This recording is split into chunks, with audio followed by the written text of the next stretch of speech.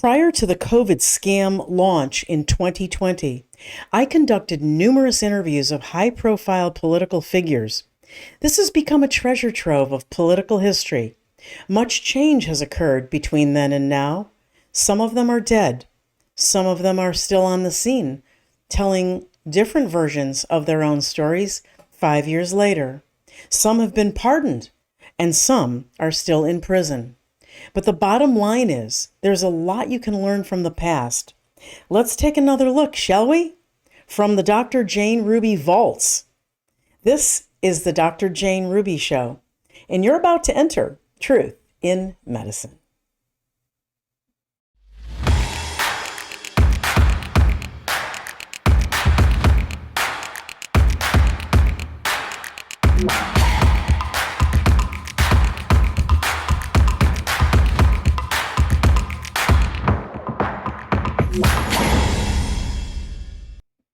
Welcome to the Dr. Jane Ruby Show on this Monday, August 4th, 2025.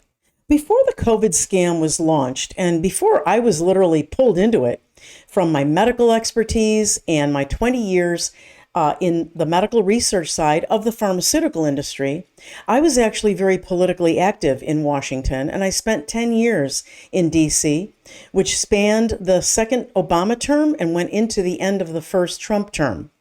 I created and hosted my first online TV show there called Dr. Jane's DC, which was my perspective on the life and times of one of the world's most incredible cities. My shows aired on the exceptional conservative TV network, founded by political journalist, conservative, and leader in urban conservative talk media, Mr. Ken McClelton. Over the last week, I've unearthed some of those interviews that I conducted. These are exclusive interviews that I conducted with the likes of Judge Jeanine Pirro, Benghazi military hero Chris Tonto Peranto, and attorney Alan Dershowitz, among many others.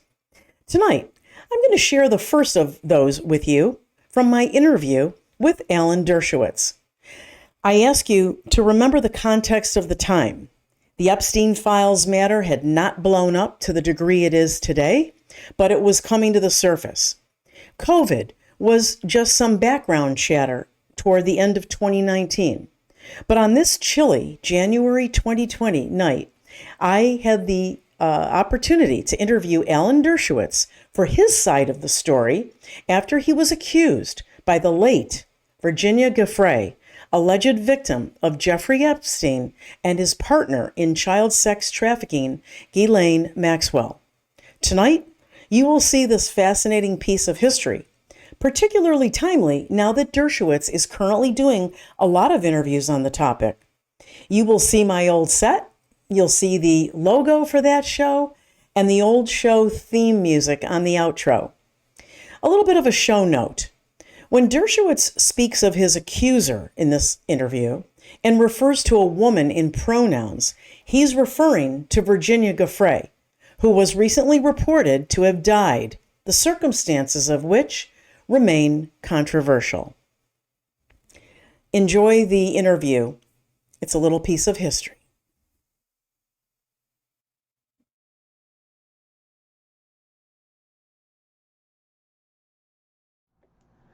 Ladies and gentlemen, I have the great pleasure tonight of introducing my next guest, one of the most celebrated lawyers in America. He's the author of numerous best-selling books and has advised presidents and prime ministers, and he's represented many prominent men and women, half of them pro bono. He is Harvard's Felix Frankfurter Professor of Law Emeritus, and his latest blockbuster book, Guilt by Accusation, chronicles his journey to hell and back. I want to welcome Dr. and Professor Alan Dershowitz to the show. Good evening, Professor. Well, thank you. The journey to hell was certainly accurate. I'm not quite back from it yet. I mean, I have totally proved my innocence by finding emails from my accuser that acknowledged she never met me, and a manuscript in which he acknowledged she never met me, and a tape recording by her lawyer saying that it was impossible for her to have met me and that she was wrong, simply wrong. But people still believe the accusation, and that's why I wrote the book, Guilt by Accusation. If you're accused, you must be guilty, even if you overwhelmingly disprove the allegations and prove that your accuser is a liar.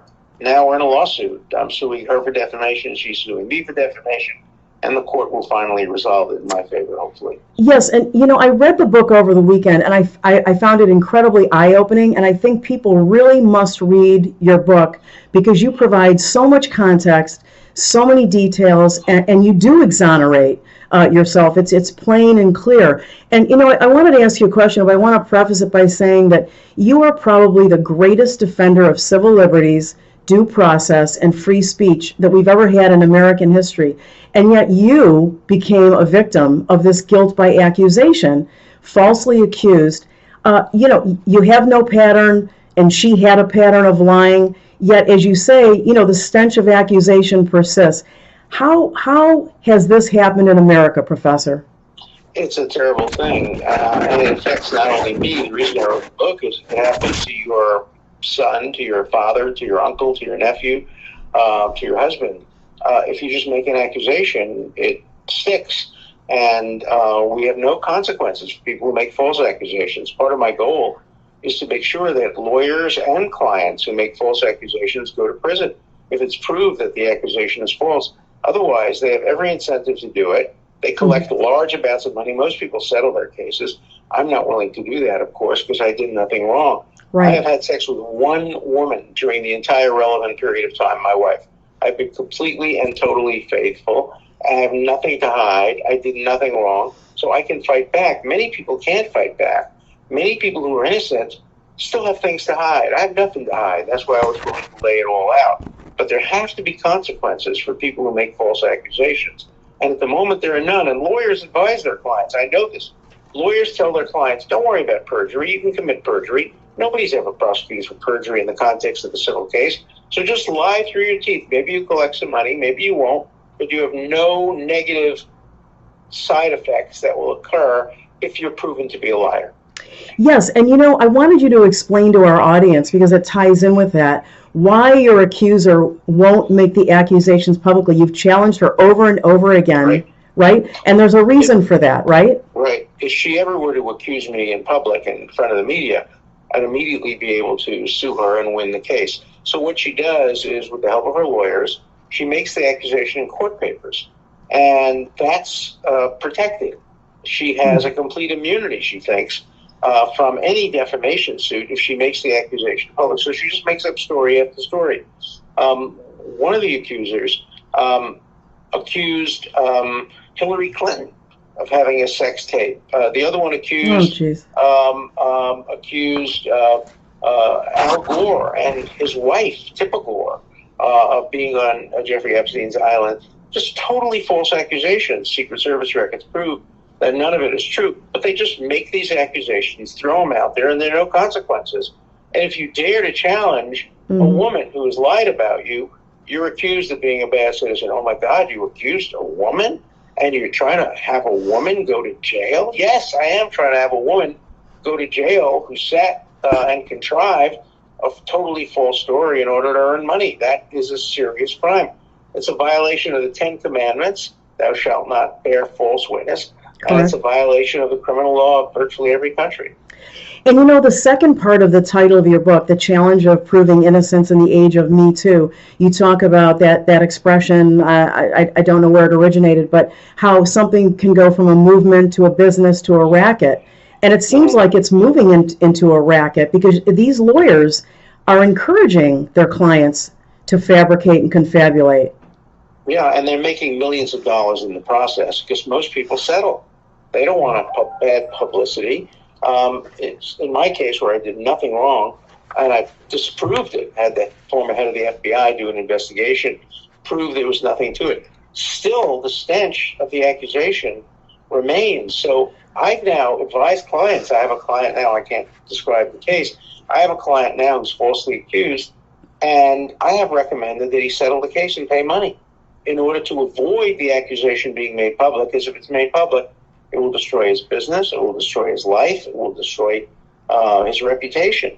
And so people know this, and they use extortionate tactics. This woman that accused me went through her lawyer to Leslie Wexner, the owner of Victoria's Secret, Right. and accused him of having sex with her on 7 occasions and making her wear Victoria's Secret type lingerie. And after there was a meeting with a lawyer, the allegation disappeared without it becoming public. Was there hush money paid? We will find that out at the trial. But it's so easy to extort people and get them to pay large sums of money, even if they're innocent, because nobody wants to have their reputation besmirched by being accused of having sex with somebody you never even met.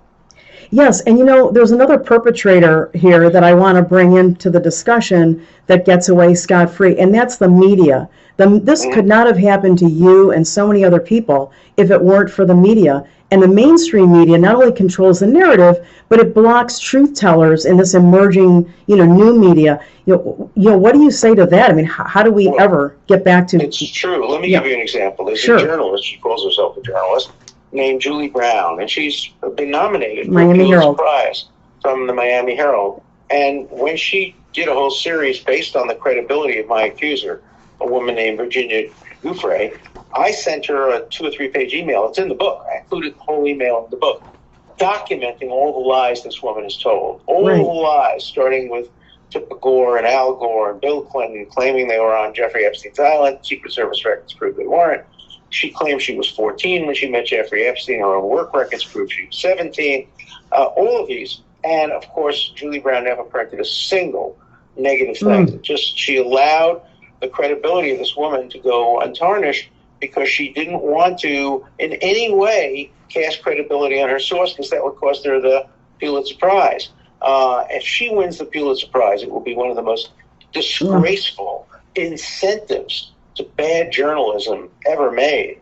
And yet she may, because, people want to believe the stories of the accusers, and they don't want to publish. I have another instance where a journalist from The Beast called me and said, "Oh, this is terrible. We found these emails that prove you're totally innocent. Please let us publish a story about it." And I said, "Go ahead." And I gave him an interview and everything. Then he called me back basically and said, "My editor won't let me do it. They won't let me publish anything negative, even if you have the emails in your hand proving that in her own words, she never met you, and somebody wrote to her and said, you ought to mention Dershowitz in your book because he wrote Reversal of Fortune. He's a famous lawyer, and he'll help you sell books." And then she does that. She puts me in her book as someone she did not have sex with.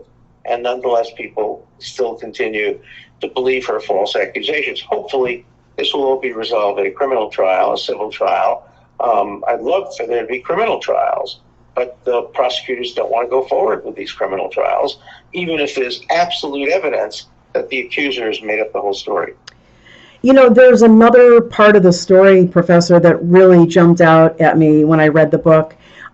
Really amazing that you were, correct me if I'm using the wrong terminology, but it sounded like you were essentially duped into letting one particular law firm represent you in this matter, and they did not disclose, or at least even they lied about the fact that they were actually representing at the same time your accuser, this Boies, Schiller, and Flexner, which you name in the book. Boies, Schiller, and Flexner Unbelievable. has the most accusations of unethical conduct of any major law firm I know. Good to know. And yet people go to them.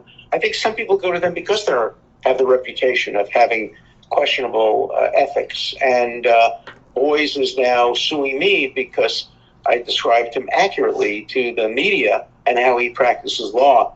And I welcome that lawsuit because it gives me an opportunity to expose him for what he is. And yes, they called me and offered to represent me at a time when they were representing my accuser. I never knew that. They didn't tell me that. And I gave them confidential information of how I was going to win the case, my plan. And only then did they say, "Oh, by the way, we can't represent you. We're representing your accuser."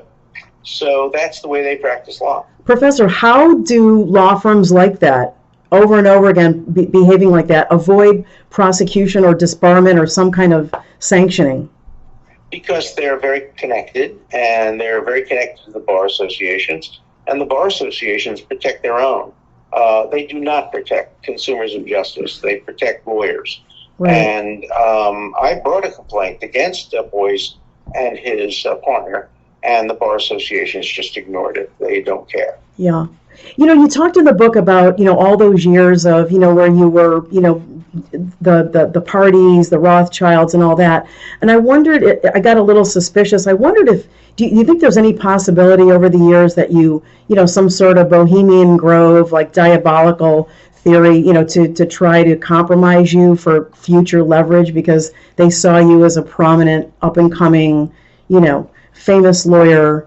Well, I don't know about any conspiracy. I know that David Remnick of the New Yorker set out, he told people, he set out to silence me. He didn't like my views on Israel. He didn't like my views on Benjamin Netanyahu. He didn't like my views on Trump. And he assigned a hit journalist to try to destroy me. This hit journalist has a son, a stepson. And the stepson writes about how when he came out as gay, the family welcomed him in open arms.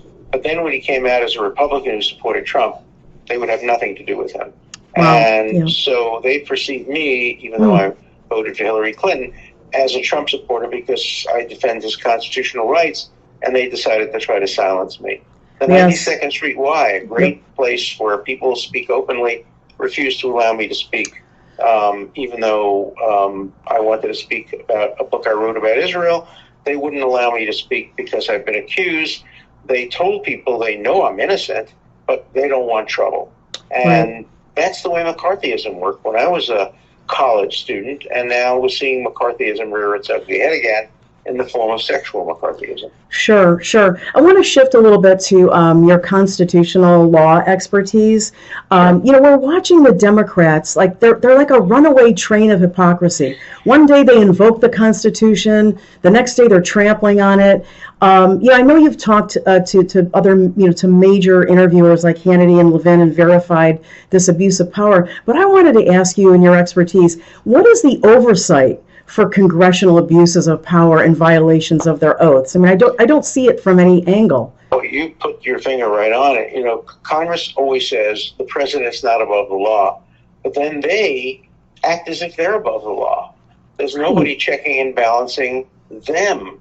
They are the judges of their own members. Members of Congress can't be impeached. They can only be thrown out of Congress by a vote of Congress or by a vote of the Senate. And, for example, this impeachment of President Trump for two allegations that aren't in the Constitution is, in my view, an abuse of power. And yet they act, and they continue to act, and they can do it because the Constitution says that they are the judge of their own authority. So they are indeed above the law. Wow. Is that a flaw, do you think, in the Constitution? It is. I think the Constitution should provide for some check and balance on Congress. When President Trump tried to check Congress by saying, look, I'm not going to respond to subpoenas unless the courts authorize the subpoena, they impeached him on the ground that it was an obstruction of Congress. Now there are Democrats who are saying they should add to the impeachment elements because the president authorized the targeted killing of a terrorist who had killed many Americans, who was planning to kill other Americans. Right. And the American public won't stand for that. The American public in general believes that a president's job is to protect Americans from terrorists. They believed it when President Obama was president and he ordered the killing of Osama bin Laden. And there's no legal difference, except it's a stronger argument to have killed Soleimani because he was planning future terrorist acts. Absolutely. Professor, one other question that comes up a lot on the show and other venues as well, around the First Amendment, this whole issue of these big tech giants like Twitter and Facebook. We understand that, they are corporations. They're not paid for by the public. They're not government entities. But when they develop, they're so big that they blossom into some sort of a public square, public utility. Is there any way we can preserve our free speech, other than just be told, well, you don't have to use it if you don't like it? No, I think that some of the largest social networks have become essentially common carriers. And it's a hard balance because you want to protect the First Amendment. And these companies, Facebook and Twitter and YouTube and Google, all have First Amendment rights. But they also have responsibilities. And the question is how to strike the appropriate balance. It's one of the hardest questions. It is really, I taught really it when I was teaching at Harvard, and I write about it and talk about it. I don't have a perfect answer. There's no perfect answer. But I would always err on the side of more freedom of speech rather than less. Well, before we say good night to you, you recently in an interview, I forgot who it was with, but you mentioned that something really hopeful. You said that you wished or hoped that the classic liberals and the classic conservatives could get together because they're really suffering the same, losses of civil liberties. How do we do that? How do we unite around civil liberties? It's so hard. I wish that Bill Buckley was still alive because, I was on his show all the time, and he was a conservative, and we disagreed about a great many things. But when it came to free speech and due process, we were always on the same page. He and I worked together when the Dartmouth Review back in the day was publishing, I thought, some terrible, terrible stuff. And I was a liberal, he was a conservative, and we came to the help of the Dartmouth Review when efforts were made to try to ban it. Even though I disapproved of everything they were writing, I defended their right to express their views, and I've always defended the rights of people I disagree with. I disagree with President Trump on a lot of his policies, particularly regarding immigration and regarding health care and regarding gun control and gay rights and a woman's right to choose. We don't agree about that, but I surely agree with his policies on free speech on college campuses and due process on college campuses, which the ACLU, the American Civil Liberties Union, has now abandoned. They're not on the forefront anymore of fighting for due process and free speech on college campuses when it's politically unpopular to do so. Absolutely. The book is called Guilt by Accusation, The Challenge of Proving Innocence in the Age of Me Too. You can get the book online, Amazon. It's $2, by the way, on Kindle. So it's a real bargain. If you want to read it on Kindle, $2. That's a great deal, Professor. And you can find him on Twitter and Facebook, speaking of those big tech giants. Professor Dershowitz, it's been an honor to have you tonight and a pleasure speaking with you. It's my honor and my pleasure. Thank you. Thanks for being on Dr. Jane's DC. Good night. Well, there you go, my friends. Dr. Jane brings you one of the most preeminent legal minds and scholars in our country. It was really, really great to talk to him. I wish he had been one of my professors. He's very balanced. What I like about Professor Dershowitz is he and I'm sure, from what he just mentioned, would disagree on certain issues like abortion, gun control, things like that. But what I really like about him is that he doesn't lock himself into a prescribed little bunch of narratives. He is deliberate and thoughtful, and it is about what's legal, lawful, constitutional. And we've learned a lot from him tonight. So we're going to go to a little bit of a break. We have a few messages for you, and we'll be back on the other side. Thanks for being with us tonight, and hang on for a very important message. Hey everybody, this is Dr. Jane Ruby in Washington, D.C., author of A Sea of New Media. I wanted to tell you a little bit about this book because I was inspired to write it by Andrew Breitbart, who actually vindicated the Tea Party after they were falsely accused of calling 3 African-American congressional leaders the N-word, and nobody could come up with a video or an audio. So he told them weeks later, and on the National Mall, to hold up their cell phones, and thousands of people held up their cell phones, and you could see this beautiful in the night, and he said, there you have a sea of new media to capture the lies. Folks, we can't trust our mainstream media. We cannot trust our press. When you report fake news, which CNN does a lot, you are the enemy of the people. When President Trump says they're the enemy of the people, he's not being a dictator. He's telling the truth. They won't tell us the truth. But if we all have our cameras out in public, they can't lie if thousands of us are showing a video of something happening or not happening. So I encourage you to pick up a copy of the book.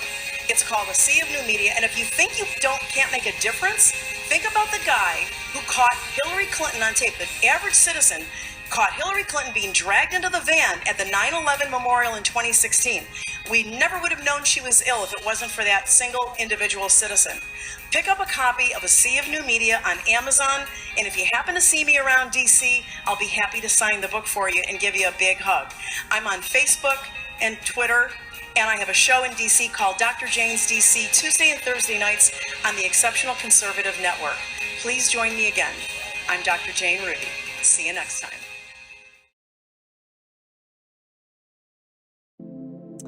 Let's be honest, DC isn't going to give you a heads up when things go south. The market's already sliding. Inflation, still here. And over $4.2 trillion has just vanished from retirement accounts. And a recession is looking like it's now unavoidable. Look, that may not shake the billionaires on Wall Street, but if you've got a 401k or IRA, a hit like that could be a disaster. That's why more folks are turning to Augusta Precious Metals. They help you move part of your retirement into physical gold, something real, something that holds value when everything else is falling apart. And the best part? They make it simple. No pressure, no games, just a team that actually takes the time to walk you through it. So if you're serious about protecting what you've earned, go to goldwithjane.com or call them at 888-836-1890 and grab Augusta's free Gold IRA guide. It's your retirement. Make sure it's protected.